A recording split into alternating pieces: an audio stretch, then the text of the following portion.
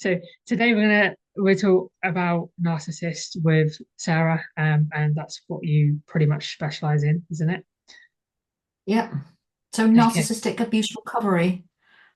okay, Um, and often people will approach me to ask if they want to explore whether or not they are a narcissist. okay. So you don't get just approached by people who think they are in a narcissist relationship or they have a narcissist in their life. You actually get approached by people who think they are. That's Yeah. interesting. So, Nearly always they come with that question because they have been told by someone that they are one, rather than it being something that they have come to themselves. So it's almost like they come in under the direction of another. okay. So with that in mind, what what is a narcissist? So the term narcissist comes from Narcissus, which is the ancient Greek god or person who admired his own image in the reflection of a body of water like a lake. So that simply puts it as someone who's obsessed by self. It, it it shows up in many different ways though, but if we want to keep it simple, we think of um, does that person come back to self? Are they protecting self? Are they thinking of self as a way of filtering the world, the processes around them? Do they come back to self? Are they selfish? So there are different types of narcissist, but there's some core elements which they have, which is being entitled. So they think they're above everybody. They have grandiose behavior, which can come out like delusions of grandeur, and they are very selfish. Then there are other different types of narcissists do different things. So there's also emotional manipulators who are narcissistic, but they are far more. They're sort of the characteristic that's strongest with them is their manipulation ability, their ability to manipulate others.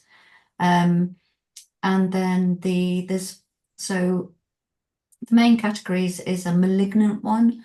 A malignant one is one that is doesn't seem to care that other people know he's one. So we call him a he. He might always take up the most space in the room. He might be violent with his control. He'll be very into keeping control and having power over others. He gets something from that power.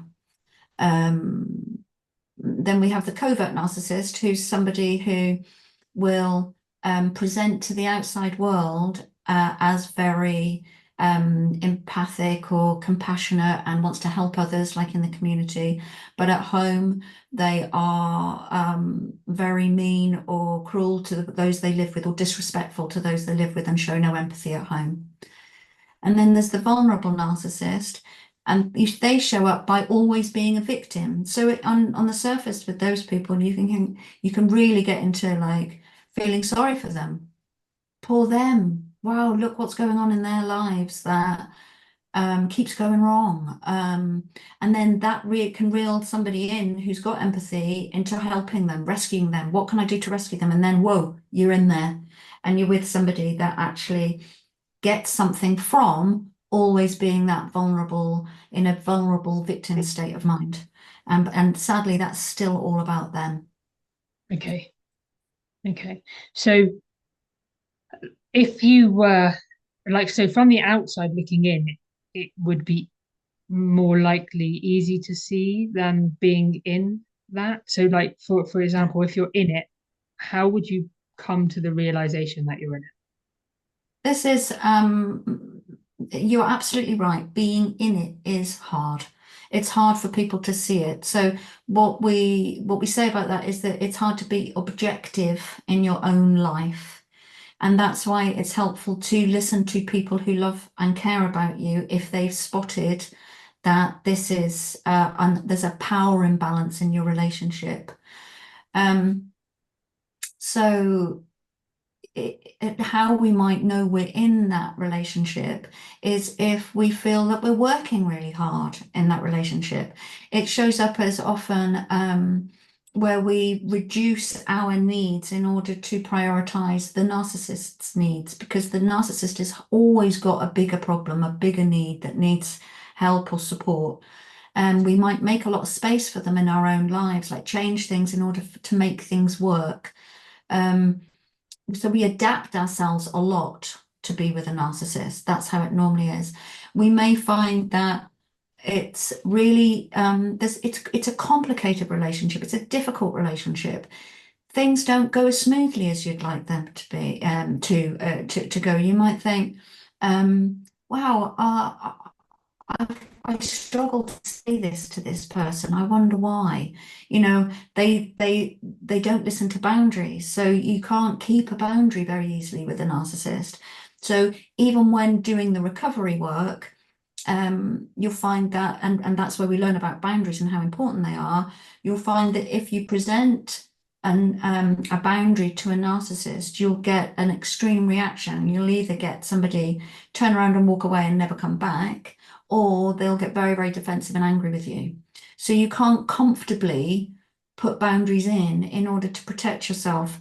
And early on in a relationship, you might try and rather than get that extreme reaction, you might find that somebody uses a different technique there, which would be a bit manipulative. So, you know, in a new relationship, you might think, you know what, I don't really want to meet that new person in in a private place or in a place where I don't feel safe.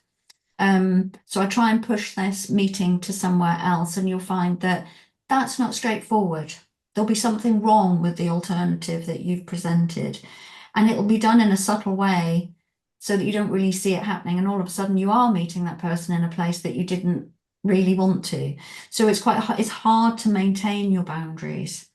With safe, healthy people, it's straightforward to put in a boundary. They'll easily listen to you. They wouldn't want you to be feeling any levels of discomfort or, you know, not wanting to be there. Whereas the Okay. narcissist doesn't have those feelings towards others. Okay. So The other thing that characterizes a narcissist is their low empathy. So you can either see that they have no empathy or they have low empathy. And that can take a little while to show up, because somebody can be good at masking that initially. But that's another one. Another gauge is their empathy level. so if you were to find yourself in one of those situations, whether it be in a relationship, like they've masked themselves to be this person, and then you're months down the line in and almost trapped, um, how do you come back from that? How do you like you said, it's almost impossible to put those boundaries in. How do you come back out of that situation? Well, that is where you're likely to experience some discomfort or distress, because you have to get yourself out of that situation once you've realized it. Or stay in it and remain in the trap.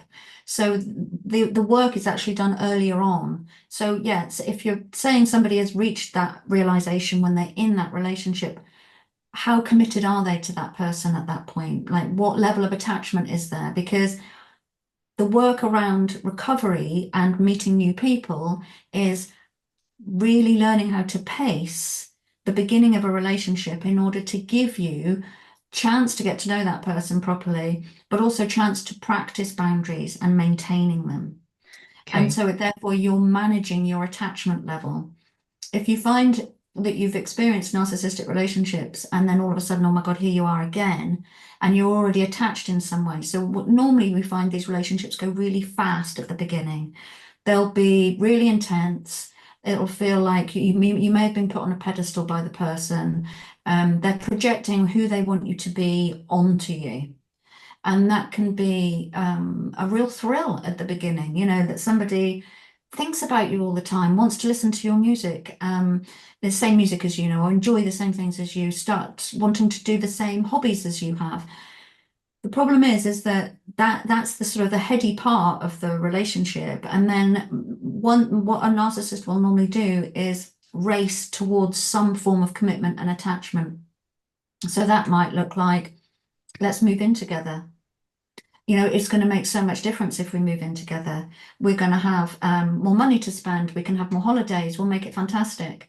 And it tends to be that the non-narcissist will be, so the more empathic person will be giving up everything they've got in order to be with that narcissist.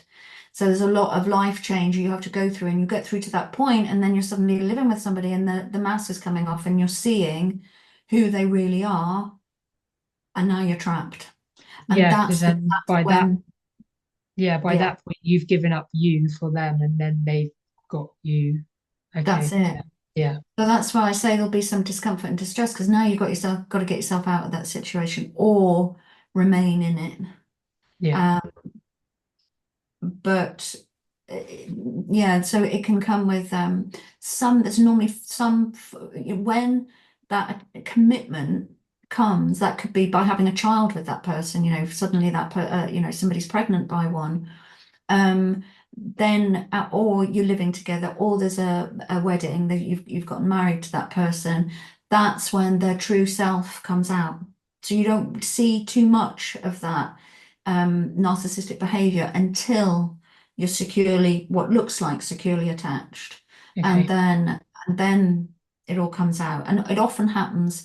With more traditional terms like domestic violence and domestic abuse, that often starts in during a woman's pregnancy. That's when the behavior changes. So there's that level of ownership happening at that point by that narcissistic partner. Okay. So um how does so that's in the sense of like a relationship with somebody that you've like wasn't in your life and now is in your life. What if there was somebody in your life from the very start, like a parent or like a sibling or like a family member, basically? How Mm, how how would you go about A, like spotting that, and then B, like managing those boundaries because they're in your life? yeah. Very difficult situation, absolutely. Because you will have grown up with it. So it's very much a part of you. You'll have absorbed the dynamic. Not saying that that means that you'd be like them. I don't mean that, but more like that is normal. That is who you're used to being around.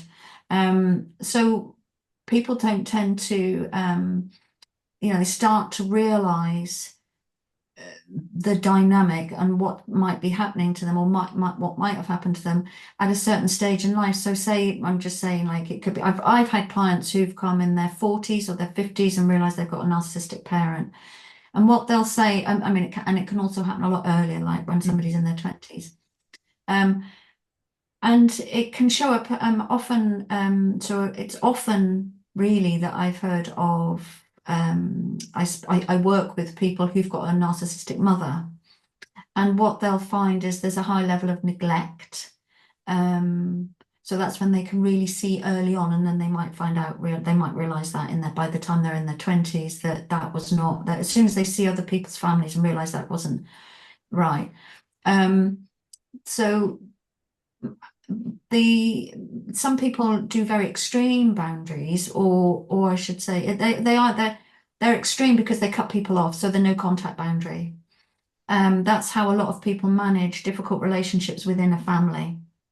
So they say, okay, I've experienced so much negativity or difficult feelings or abuse from this person. I'm going to cut them out of my life, and I'm going to block them everywhere I can, maybe move some distance away from them if they live close, and then try and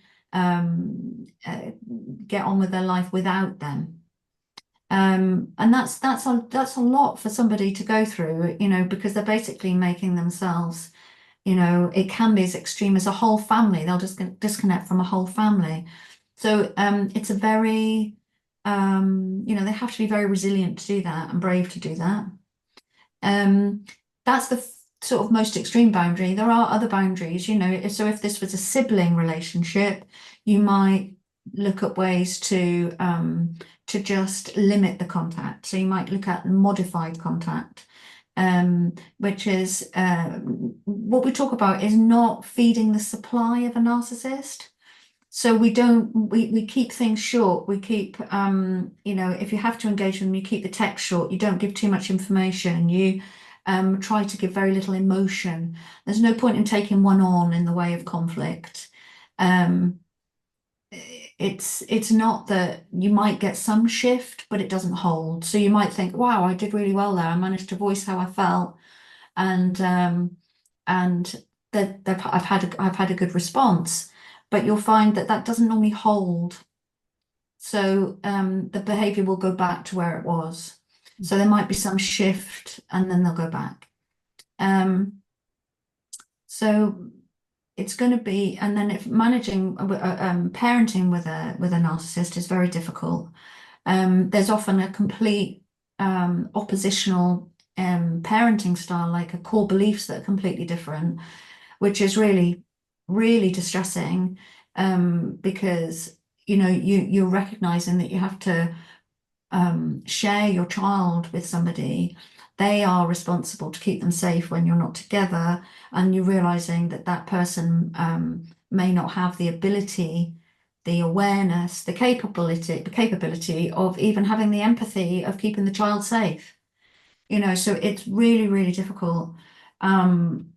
There are sort of family apps, parenting apps that you can use to keep the communication really separate, and as in it doesn't come into your phone in a normal way. Those messages can't be deleted. So, and it's held as evidence then if it should ever come back to court. But it's not easy. It's really not easy to be parenting with a narcissist. Anybody who has to do it, they struggle with it, and there'll be, any boundaries that can be used. So whether that's mediation order, some sort of court order, if it got that far to court, anything that creates structure, any way of doing handovers with children, so that you don't have to see that ex-partner, limiting the contact so that they don't get access to you is the way that it's recommended to parent with a narcissist, but not easy. Okay. If sometimes a narcissist will discard the co-parent and the children, and move on completely, and that is actually a good result, because you don't have to constantly engage with them, and you will have to manage the child's grief at not having their parent, but that is going to be a lot easier than the amount of distress that you could go through. I mean, I suppose it's subjective to, I'm not sure if it would be what's best for the child, but to have two parents at war with that level of toxicity is not good. So Yeah, okay. So for the individual that has experienced this, is there anything that they can do on their part to almost like grow, develop, and build to um allow, almost with like a barrier up? So I don't know boundaries, but like, is there any internal work that can be done to mm, develop it so you're not in those vulnerable states again? mm.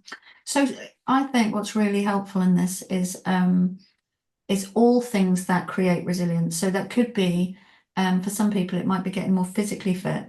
It might be reading everything, and completely different here, but reading everything you can about a narcissist so that you can spot the behaviors and not get so pulled into reacting, or not get so heightened at their behavior, in the way of outraged, because the sorts of things they'll do to reel you back in will create a strong emotional reaction, and they'll up that in order to get at you. So to learn as much as you can about them, you can start to anticipate what's coming next, which is really helpful, because it takes the sting out of it. It's like, yeah, I saw that coming. I knew that was going to come next. Yeah. Um, so doing the work by educating yourself, getting physically fitter or stronger, that could look like better nutrition, better self-care, looking after yourself more. These are the sorts of the things that have often been missed by being in a relationship with a narcissist, because we've done all of that prioritizing the other, because that person's needs are going to be so much greater than ours. So it's time to start looking at your own needs, learning what they are. It might have been a very long relationship, in which case you have no idea what your needs are. So it takes time. Yeah. It helps to talk to other survivors. It can do. There's Facebook groups, there's things like that where you can discuss. Often things get caught in a ruminating cycle about processing because what you've experienced with a narcissist, because they don't take ownership or responsibility for any of their behavior, which leaves a lot to the victim or the survivor to cope with. Like, they often want, a victim or survivor often wants closure from a relationship with a narcissist that won't happen. So it's seeking support where you can, getting some therapy if you can. There are abuse agencies, domestic abuse agencies that offer short-term counselling, sometimes longer term. So building yourself, and then and being really careful around the boundaries with that person. So that I've already said that narcissists don't accept boundaries. Well, that's if you continue a relationship with them, but if you can recognize that the relationship's going to break down anyway and put boundaries in, that'll protect you more. So that could look like not allowing that person access to your phone anymore. So not being able to receive text or phone calls. Some people even promote having a whole, like if you've got a child with one, having a different phone for that person. So they can, so you can turn your phone on, maybe when the child is with them or when the child is due to go to them, so that you can check your messages, but then you've got control over when they're any communication with them. So Yeah. So it's it's not taking back catching you. control where you Yeah. can. Okay. Yeah. Boundaries. So boundaries, while being very difficult with a narcissist, they also have consequences. There's nearly always a negative consequence from putting in a boundary with a narcissist. But the more that can be done once the relationship is over, because when you're in the relationship, it's not going to be easy. Once the relationship's over, the more boundaries you put in, the more you can recover, Okay. the more you can heal. Is is there anything that like you would say to like literally everybody to make the awareness of this these issues and this scenario, well, these scenarios, well, just heighten the awareness for just everybody in general? Do you think there's any information that is like needed to get out there more, if that makes sense? Well, the talk about narcissism has just exploded, hasn't it, over the last few years, really. So social media is full of stuff about narcissists now. People get called narcissists who aren't narcissists. It's a bit of an overused word, which is triggering for some people. They're a bit like, can we not do that? And it's not helpful. Some people say it's not helpful to identify narcissists. I think it's helpful to identify a perpetrator of abuse, and if that person's narcissistic, that needs naming. That's for people in recovery, that so for the victim or the survivor, I think it's really helpful for them to know they've been in a relationship with a narcissist. I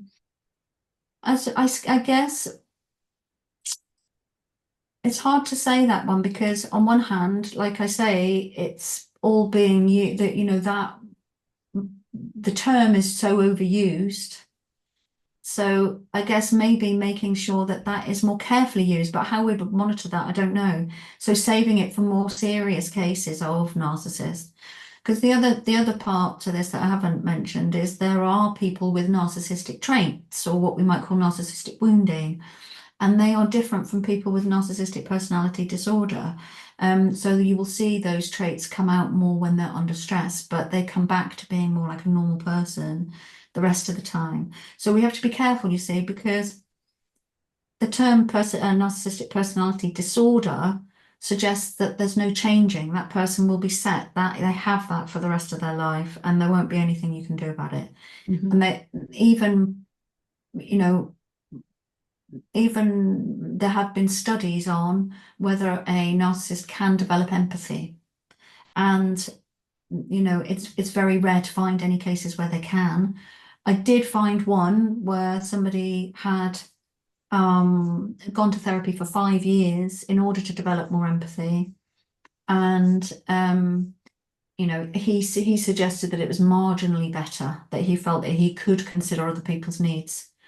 But it's not like how people who have fully developed empathy sort of think, feel, or behave. Okay. Okay. Well, thank you for that. I think that's some very insightful information there. And I'm sure there'll be lots of questions, so maybe we can jump on with some questions later on down the line. Mm. Yeah, I'd like that. That'd be great. Thanks, George. Yeah, cool.